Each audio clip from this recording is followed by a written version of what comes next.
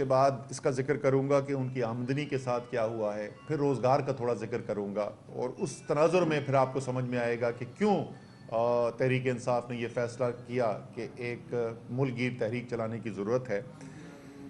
तो शुरू करते हैं जी। सबसे पहले आटा। पाकिस्तान ब्यूरो स्टेटिस्टिक्स की ये तमाम अदाद शुमार जो मैं दे रहा हूँ, इसमें कोई अदाद शुमार ऐसा नहीं है जो हुकूमत की, इस इम्पोर्टेड हुकूमत की शाया करदा पब्लिकेशन से ना हो। इसमें कोई मेरी ज़ाती राय शामिल नहीं है। जहाँ मेरी ज़ाती राय होगी वो मैं अलग से उसका जिक्र कर दूंगा, जैसे मैं आटे में करूँगा। जो ऑफिशियल इस वक्त पाकिस्तान ब्यूरो स्टेटिस्टिक की वेबसाइट है वो ये कहती है कि आटे की 20 किलो की का जो थैला है वो औसतन पाकिस्तान के अंदर 1619 रुपए का बिक रहा है। वो और बात है कि इस वक्त ये कहाँ बिक रहा है ये किसी को नहीं पता। कराची के अंदर तकरीबन 2500 रुपए का हुआ है, जहाँ 15 किलो आटा जो मिल रहा है वो इस्लामाबाद का मैं आपको बता सकता हूँ वो 1800 रुपए से ऊपर जा चुकी है कीमत। लेकिन चलें, हम जैसे मैंने कहा सिर्फ वो आदाद शुमार इस्तेमाल करेंगे जो हुकूमत के शाया करदा हैं। 1619 रुपए और एक साल पहले ये था 1168 रुपए, यानी 39% इजाफा। फिर आपकी चावल पे आ जाएं। चावल की 1 किलो की कीमत 103 रुपए, एक साल पहले 75 रुपए, यानी 37% इजाफा। दूध 149 रुपए, एक साल पहले 114 रुपए, 31% इजाफा। खाने पकाने का तेल, खुर्दनी तेल, पिछले साल 5 किलो जो डब्बा था उसकी कीमत 2057 रुपए थी, अब 2727 रुपए, 33% इजाफा। मसूर की दाल अब 260 रुपए, पिछले साल 208 रुपए, 25% इजाफा। पेट्रोल की कीमत 216 रुपए, पिछले साल 141 रुपए, 53% इजाफा। डीजल की कीमत 229 रुपए, पिछले साल 139 रुपए, यानी 65% इजाफा। ये इजाफा अगर आप देखें तो औसतन तकरीबन 35 से 40% का इजाफा आपको नज़र आ रहा है। बुनियादी चीज़ें जो इस्तेमाल करता है एक गरीब इंसान, एक मुतवस्सित तबके की ज़िंदगी गुजारने वाला इंसान, और ये किस साल हो रहा है? पिछले साल अगर आपको याद हो तमाम दुनिया में एक महंगाई की लहर आई हुई थी। कोरोना के बाद जब वापस मईशत दुनिया की खुलनी शुरू हुई, पाकिस्तान में तो अल्हम्दुलिल्लाह हमने बंद होने नहीं दी थी, लेकिन बाकी दुनिया के अंदर मईशत बंद हुई। जब वो खुलनी शुरू हुई तो अशिया की कमी वाक़या हुई, सप्लाई चेन्स जो हैं वो डिसरप्ट हुई, और उसकी वजह से तमाम दुनिया के अंदर एक महंगाई का तूफ़ान आया है, जिसको कमोडिटी प्राइस सुपर साइकिल भी कहा जाता है टेक्निकल इस्तिलाह के अंदर। लेकिन वो तो पिछले साल के आखिर तक ख़त्म होना शुरू हो गया था। इस साल तो कीमतें नीचे आती रही हैं। मसलन मैं आपको बताऊं कि खाने पकाने की तेल की, खुर्दनी तेल की, मैंने आपको बताया कि कीमत जो है वो 33% बढ़ चुकी है पाकिस्तान में पिछले साल की निस्बत। लेकिन इसी अरसे के अंदर पिछले साल से बैनुल अक़वामी मंडी के अंदर खुर्दनी तेल की कीमत आधी हो गई है। बैनुल अक़वामी मंडी में खुर्दनी तेल की कीमत आधी हो गई और पाकिस्तान में 33% इजाफा हो गया। इसी तरीके से मैंने आपको बताया कि डीजल की कीमत पाकिस्तान में 65% और पेट्रोल की कीमत में 53% इजाफा हुआ, जबकि आलमी मंडी के अंदर जो पेट्रोल की या ऑयल की प्राइस थी वो उस वक्त कोई $110 के करीब चल रही थी, और वो अब कम होके वो 80, कभी 75 पे आ जाती, कभी 80, कभी 85, तकरीबन औसतन $80 के इर्द गिर्द घूम रही है। यानी आलमी मंडी में जिस वक्त कीमतें ऊपर थी तो पाकिस्तान में कीमतें कम थी, या पाकिस्तान में कीमतें बढ़ गई हैं जबकि आलमी मंडी के अंदर चीज़ें कम हो रही हैं। पाकिस्तान में कीमतें क्यों उस वक्त इतनी नहीं बढ़ी थी जितनी आलमी मंडी के अंदर बढ़ी थी, ये भी मुझे याद है। उस वक्त मैंने प्रेस कॉन्फ्रेंस की थी, बड़ी तफसील से तमाम दुनिया के साथ तकाबली जायज़ा करके दिया था। उसकी वजह यह थी कि इमरान खान अवाम के वोट लेकर आया हुआ था और उसको अवाम का उसके दिल में दर्द है, इसलिए तमाम फैसले हो रहे थे कि किस तरीके से मैं अवाम को इस महंगाई के बोझ से बचा सकूं, जो एक गैर मामूली आलमी सूरत हाल पैदा हुई है, उससे कैसे बचाया जाए। जिसको ये हुकूमत क्या कहती है, उसको ये कहती है बारूदी सुरंगें। अवाम को रिलीफ देने को कहते हैं बारूदी सुरंगें, और अवाम के ऊपर महंगाई को का बोझ डालने को क्या कहते हैं, ये मुश्किल फैसले। अल्लाह ताला इनको हिदायत दे। लेकिन जैसे मैंने कहा कि औसतन तकरीबन आम इंसान के इस्तेमाल की चीज़ें जो हैं उसके अंदर तकरीबन 35% का इजाफा आप देख चुके हैं। बिजली की कीमत जिस तरीके से बढ़ी है वो आप देख चुके हैं, तकरीबन दुगने हो गए हैं बिजली के रेट्स। गैस की कीमत जिस तरीके से बढ़ाई गई है। आमदनी के साथ क्या हुआ है? आमदनी उसी पाकिस्तान ब्यूरो स्टेटिस्टिक्स की आदाद शुमार के मुताबिक आपका एक पेंटर है, एक दिहाड़ीदार मजदूर है, इन लोगों की आमदनी में पिछले एक साल के अंदर कितना इजाफा हुआ है? 9 से 11%, 12% के दरमियान, यानी 10-11% का इजाफा हुआ है उसकी आमदनी में। अखराजात में 35% से ज़्यादा इजाफा, आमदनी में 10-11% इजाफा। यानी अगर हम एक शख्स ये मिसाल के तौर पर लें कि पिछले साल दिसंबर में उसकी आमदनी 30,000 रुपये थी और उसके अखराजात भी 30,000 रुपये थे, वो एक मुश्किल से सफ़ेद पोशी की ज़िंदगी गुजार रहा था और वो अपना जो उसके बजट है घरेलू उसको पूरा करता था, तो उसके अखराजात में पिछले एक साल के अंदर 10,000 से 11,000 रुपये का इजाफा हुआ है और उसकी आमदनी में 3,000 से 3,200-300 रुपये का इजाफा हुआ है। यानी उसकी आमदनी और उसके अखराजात के अंदर 7 से 8,000 रुपये का फ़र्क आ गया है। अब ये मुझे शहबाज शरीफ बताएं कि ये फ़र्क वो कहाँ से पूरा करेगा? शहबाज शरीफ साहब, आपने तो वादा किया था कि मैं अपने कपड़े बेचकर अवाम के ऊपर बोझ कम करूंगा। अरबपति नहीं, आप तो महा अरबपति हैं। 16-16 अरब रुपए की तो टीटीज आती हैं आपके अकाउंट के अंदर, तो कपड़े भी बहुत सारे होंगे आपके। जरा कौन को ये बताना पसंद करेंगे कि आपने कितने कपड़े बेचे, उसमें से कितना पैसा आपने जमा किया और वो अवाम की रिलीफ के लिए कहां पर खर्च हुआ? फिर एक दिन तकरीर में उन्होंने कहा मैं सारी सारी रात जागूंगा। मियाँ साहब, अगर आपकी सारी रात जागने का ये अंजाम जो है अवाम को देखना पड़ रहा है, तो मेरे ख्याल में मैं तमाम पाकिस्तान की अवाम की तरफ से अपील करता हूं कि खुदा का वास्ता रात को सो जाया करें। कम से कम आपको दिन में सिर्फ 16 घंटे मिलेंगे तबाही करने के लिए, बजाय कि जो 24 घंटे आप तबाही कर रहे हैं। इसके बात यहां पर भी बदकिस्मती से ख़त्म नहीं होती। आगे हालात किस तरफ जा रहे हैं, ये मैंने भी आपको आमदनी का जिक्र किया। ये उन खुशकिस्मत लोगों के लिए है, उन दिहाड़ीदार मजदूरों के लिए है, उन मिलों में काम करने वालों के लिए है जिनके पास अभी तक रोजगार है। जिस तरीके से फैसले किए गए हैं और मईशत के पहिए को जाम किया गया है, बाकायदा ब्रेकें लगाकर जाम कर दिया गया है। किसी अरबपति बिजनेसमैन से, किसी बड़े कारोबारी से जाके आप बात करें और उनसे पूछें कि इस वक्त मईशत की क्या सूरत हाल है, कारोबार की क्या सूरत हाल है, किसी दुकानदार से बात कर लें, किसी मजदूर से बात कर लें, आपको हर जगह से एक ही बात सुनने को मिलेगी।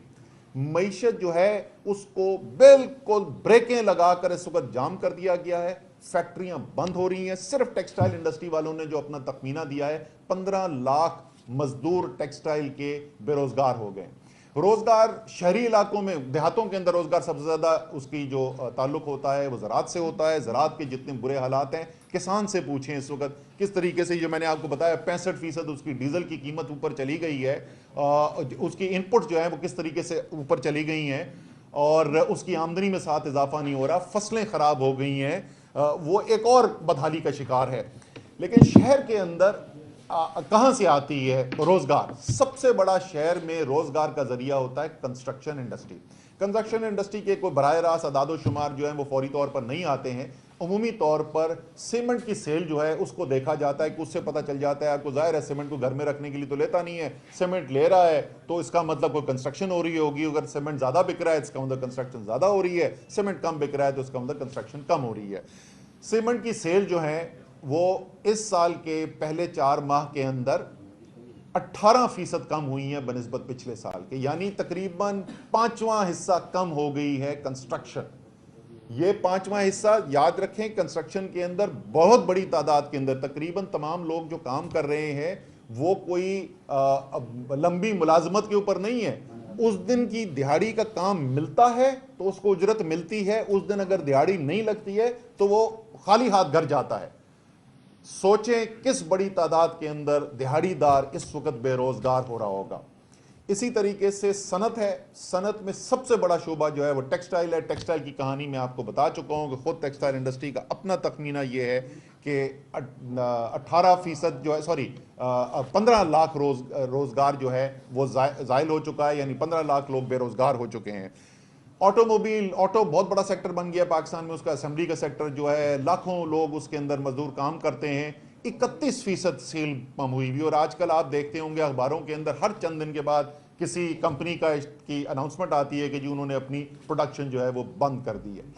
यानी पाकिस्तान की तारीख की सबसे ज़्यादा महंगाई और उस महंगाई के ऊपर एक ख़तरनाक बेरोज़गारी की लहर, ये वो वजह है। इस क्योंकि तहरीक इंसाफ बंद कमरों की सियासत में यकीन नहीं रखती, किसी रिजीम चेंज ऑपरेशन की साजिश का हिस्सा नहीं है, अवाम के वोट के ऊपर अपनी सियासत करती है, अल्लाह ताला पर यकीन है, मदद अल्लाह से मांगते हैं, लेकिन इन्हिसार ज़मीन पर सिर्फ अवाम के वोट पे है।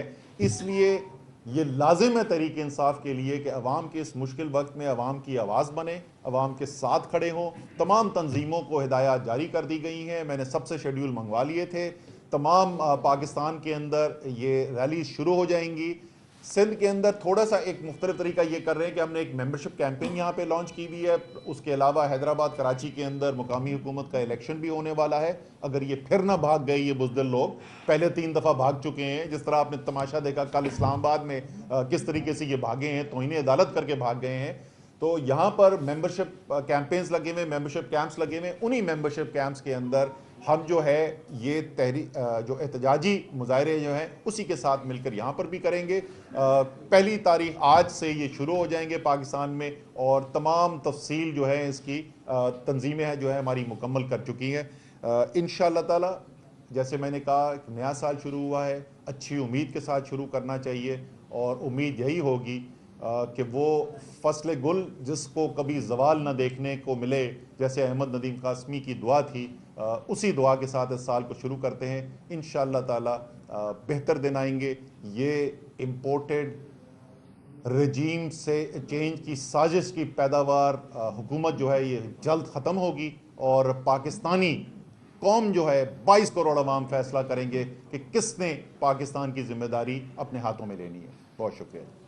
खुदा करे कि मेरी अर्ज़ पाक खुदा करे कि मेरे अर्ज़ पाक पे उतरे वो फसल गुल जिसे अंदेशा है ज़वाल। महंगाई का आपने जिक्र किया, रजीम चेंज ऑपरेशन का जिक्र किया। गुज़िश्ता आपके जो दौर था उसमें फेल ऑपरेशन और एक बाजवा ऑपरेशन भी था। वो डॉक्टर थी खान साहब कभी उनकी तारीफ करते थे, अब उनकी जो है वो मुखालफत भी कर रहे हैं, बड़ी बता रहे हैं। तो उस वक्त क्या वजह थी कि वो बाजवा डॉक्टर बहुत अच्छी थी और फेल ऑपरेशन अच्छा था? अच्छा, ये बड़ी बार बार मुझसे ये सवाल किया जाता है, भैया इससे तो सिर्फ ये साबित होता है कि इमरान खान अच्छे को अच्छा बोलते हैं, बुरे को बुरा बोलते हैं। वो इस बुनियाद पर फैसले नहीं करते हैं कि साडा बंदा कौन है और कौन हमारी टीम के लिए खेल रहा है। जो आप इकदाम करेंगे जो मुल्क के लिए बेहतरी होगा तो आप उसकी तारीफ करेंगे। अगर लोकस से मुकाबला करने के लिए, कोविड से मुकाबला करने के लिए और ऐसे कामों में जनरल बाजवा मुआवनत करेंगे, पाकिस्तान की कौम की बेहतरी होगी, उसमें उसकी तारीफ की जाएगी। अगर वो ऐसा फैसला करेंगे जो पाकिस्तान की बेहतरी में नहीं होगा तो उस पर तनकीद की जाएगी। इसमें इतनी परेशानी की क्या बात है? एक नैरेटिव ये भी बन रहा है कि कराची शहर में मुत्तहिदा कौमी मूवमेंट को एक किया जा रहा है, और वो बिलखुसूस ये बयानिया बन रहा है कि पीटीआई का जो 14 सीटें वो क्लेम करते हैं कि हमारी छीनी गई हैं, उसके रद्द-ए-अमल और उस चीज को जो है वो कर रहे हैं। इसमें क्या कहेंगे सर? अच्छा जी, पहली बात तो वो जो छीनी गई है ना, ये हमें बड़े हमारे दोस्त कहते थे। मुझे अभी तक याद है मेरी आखिरी प्रेस कॉन्फ्रेंसेस में से एक थी इस्लामाबाद में रिजीम चेंज कामयाब होने से पहले, और उसमें मैंने कहा था कि कर लिया है मुत्तहिदा ने अपना फ़ैसला, अब हम निकलेंगे कराची की सड़कों पर और हम देखेंगे कि किसका बयानिया कराची यकीन करता है और किसका नहीं करता, और किसकी सीटें छीनी गई थी और किसकी सीटें नहीं छीनी गई थी। भैया अभी तो कोई बहुत पुरानी बात नहीं हुई है, 2 महीने पहले इलेक्शन हुए हैं। पहले महमूद मौलवी साहब मेरे साथ बैठे हुए, इनका इलेक्शन हुआ है, फिर इमरान खान का यहाँ पे इलेक्शन हुआ है। ज़रा याद कराना को मुझे पसंद करेगा कि उसमें मुत्तहिदा को वोट कितना मिला था। और जहाँ तक तीनों के मिल जाने वाली बात है, ये तो बड़ी अच्छी बात है। अलग अलग 3 तीतरों का शिकार जो है उसमें मेहनत ज़्यादा होती है, मिलके होंगे तो शिकार ज़्यादा आसान हो जाता है। देखिए इनका वोट बैंक नहीं है। हमारे इनमें से कम कुछ लोग जो हैं वो हमारे पुराने इत्तेहादी रह चुके हैं, ज़ाती तौर पे हमारे उनके साथ अच्छे ताल्लुकात भी रहे हैं। उनको पता है कि जिस तरीके से हमने कराची का मुकदमा लड़ा है, और ये अच्छी बात है। आपको याद होगा खालिद मकबूल सिद्दीकी ने उसी वक्त ये बात की थी जिस वक्त ये रिजीम चेंज हो रहा था कि हाँ हमने मुआहदे जो हैं बहुत सारी हुकूमतों के साथ किए, आज तक जितना अमल दरामद कराची के मायदे के ऊपर तहरीक इंसाफ की हुकूमत ने किया, किसी और ने नहीं किया। ये उनकी अच्छी बात है कि उन्होंने पब्लिकली एक्नॉलेज किया था। तो हमने मिलकर कराची की बेहतरी के लिए भी काम किया है। लेकिन कराची में वोट भाई मेरे इस वक्त इमरान खान का है। 3 को जोड़ लें या 13 को जोड़ लें, वोट इमरान खान का है। असद साहब, 2 रोज पहले टीवी चैनल के ऊपर कौन चौधरी साहब ने कुछ इंकशाफात किए, क्या कहेंगे उसके हवाले? इंकशाफ किए या दावे किए? इंकशाफ तो मुझे कोई नहीं नजर आया, दावे बहुत सारे नजर आए। अच्छा, आसिम मुनीर साहब के आने के बाद क्या पीटीआई के एस्टेब्लिशमेंट से कोई राब्ते हुए बैकडोर चैनल, और उनके आने के बाद क्या कोई आपको तब्दीली नजर आ रही है? जो कहते थे कॉल्स आ रही हैं, लोगों को तोड़ा जा रहा है, डराया जा रहा है, गिरफ्तारियां हो रही हैं, किसी किस्म के ताल्लुकात में भी बेहतरी के आसार हैं या नहीं? क्या कोई बैक चैनल है, कोई मुज़ाकरात हो रहे नहीं हो रहे? जो कोशिश की थी वो सदर पाकिस्तान ने की थी, और वो सिर्फ तहरीक इंसाफ के साथ नहीं, सदर पाकिस्तान का एक आइनी ज़िम्मेदारी है। और मैं कहूँगा कि बहुत अरसे के बाद पाकिस्तान में कोई ऐसा आइनी सदर आया है जिसने वाकई अपने आइन की ज़िम्मेदारियाँ पूरी की हैं। मेरे ख्याल में आरिफ अलवी को जितना भी सराहा जाए वो कम होगा। उन्होंने पूरी कोशिश की है, हुकूमत के साथ भी बात की है, तहरीक इंसाफ के साथ भी बात की है, इस्टेब्लिशमेंट के साथ भी बात की है। कोई खातिर खा कामयाबी अभी तक हासिल नहीं हुई, लेकिन उनकी आईनी जिम्मेदारी है, मुझे यकीन है कि उसको पूरा करने की कोशिश करेंगे। जहाँ तक क्या हमें उसके बाद तब्दीली नज़र आ रही है, देखें अभी शुरू के दिन हैं, इब्तदाई दिन हैं। अभी जो है वो वाज़े तौर पर यह नहीं कहा जा सकता कि पॉलिसी बदल गई है या नहीं बदली है। आपको पता है कि पाकिस्तान की सियासत का एक पस मंज़र है। इससे पहले भी जो सवाल किया गया था, ये बहुत सारी चीज़ें कैमरा पर नहीं कहते सहाफ़ी, लेकिन हमें भी पता है कि इन्होंने सवाल क्यों पूछा था।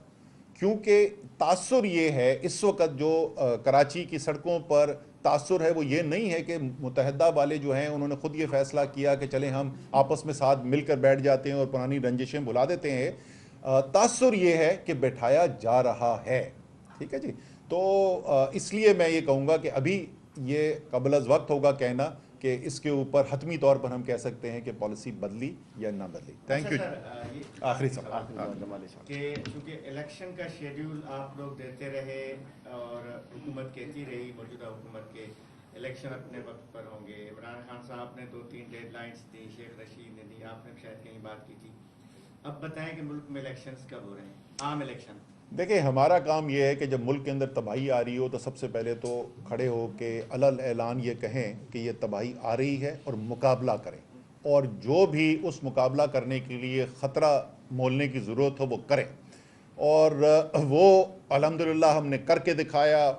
हमारे ऊपर FIRें कटी, दहशतगर्दी के कोर्ट्स के हमने चक्कर लगाए, हमारे पर FIA की इन्वेस्टिगेशन हुई, आर्टिकल 6 के मुकदमे बनाने का मरला शुरू किया गया, हत्ता के इमरान खान के ऊपर गोली चला दी गई।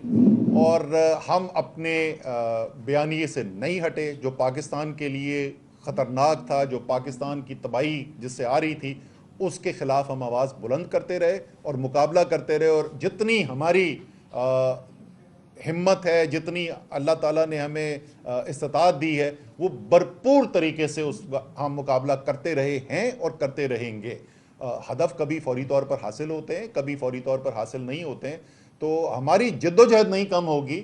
2023 तो अब तो सबने कहना शुरू कर दिया इलेक्शन का साल है, लेकिन जो इनकी सूरत हाल है, जिस तरीके से ये खौफजदा हैं इलेक्शन से, ये आप भी कभी फार्मूला इस्तेमाल करके देखें। कोई PDM वाला अगर आपको कोई ज़्यादा तंग कर रहा हो ना, और आपने उसको खौफजदा करना हो, तो आप सिर्फ उसको ये कहें कि इलेक्शन आ रहा है, बस उसके बाद देखें वो कैसे गायब होता है।